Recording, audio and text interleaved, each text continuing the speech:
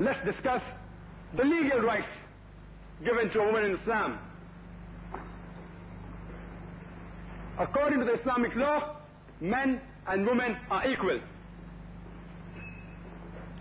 The Sharia protects the life and property of a man and woman both.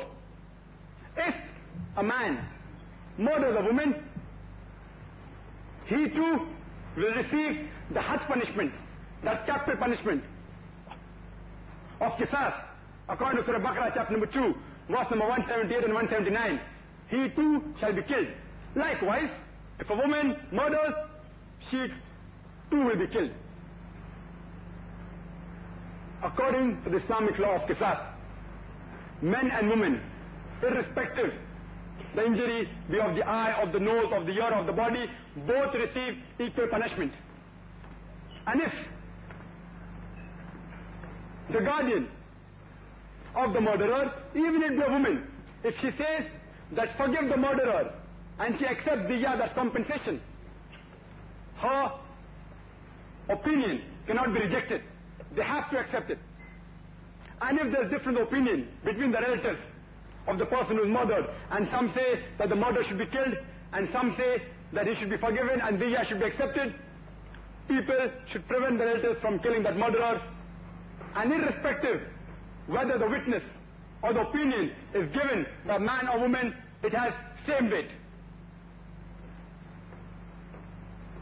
According to Surah Al-Ma'idah, chapter number 5, verse number 38, it says, as to the thief, whether he be man or a woman, cut off his or her hand as a punishment for his crime, an example from Allah subhanahu wa ta'ala. Means if a person robs, irrespective whether he is a man or a woman, his or her hand should be chopped. The punishment is the same. According to Surah Nur, chapter 24, verse number 2, it says, if any commits fornication, be it a man or a woman, flog them with 100 stripes. The punishment for fornication in Islam, irrespective whether it's a man or a woman, it's the same. Flogging with 100 stripes. The punishment for men and women is the same in Islam. In Islam, a woman is allowed to give witness. Imagine, Islam gave right to a woman to be a witness 14 centuries ago. Even now, in as late as 1980, the Jewish rabbi, they were considering that whether the woman should be given a right to act as a witness or not.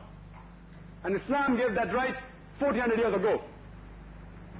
According to Surah Nur, chapter number 24, verse number 4, it is said that if any of you put a charge against the chastity of a woman, produce 4 witnesses. And if they falter, flog them with 80 stripes. In Islam, for a small crime, you require 2 witnesses. For a big crime, you require 4 witnesses. Accusing a woman falsely is a big crime in Islam. Therefore, you require 4 witnesses. Nowadays, you see in the modern society, you find men abusing women and calling them all sorts of names. They call them prostitutes, etc. And what nothing is done.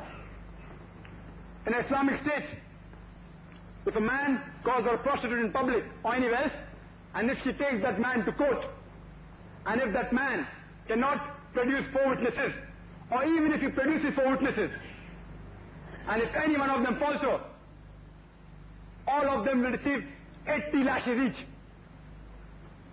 And in future, all the evidence will be rejected. Islam gives utmost importance to the chastity of the woman.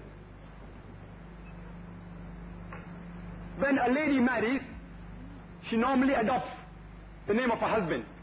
In Islam, she has the option of either keeping her husband's name, either adopting the name of the husband, or maintaining her maiden name. And maintaining the maiden name is recommended in Islam. And you find in several Muslim societies that women, even after they get married, they maintain their maiden name. Because according to the Islamic law, men and women are equal. Will you call such rights in Islam as modernizing or outdated?